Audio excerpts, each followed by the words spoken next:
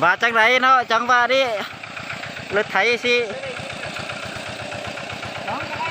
หนึ่งเอาแม่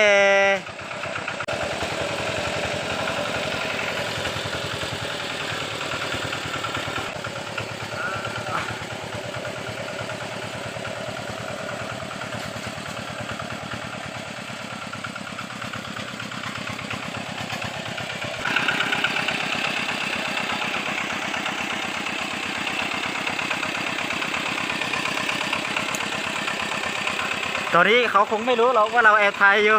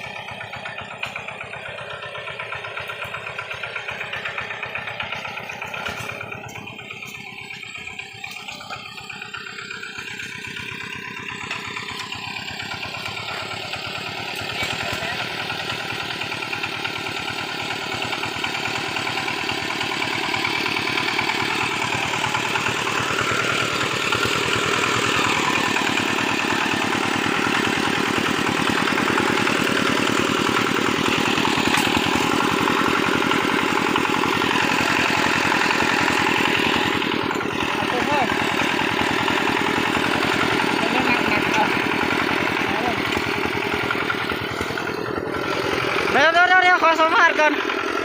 รู้สึกยังไงบ้างครับที่ผ่านรายแรกไปเลยเต้นแล้วก็รู้สึกว่าอยากหลายกินข้างกับ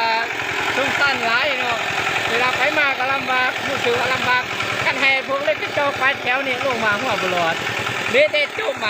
าสูงจบยังมาเนาะจบปริญญาตรีมาเตะพุนอันนี้มาเตะพุนเตะขีดต้มเนี่ยไอ้หน้าแห่งมาเนี่ยจบ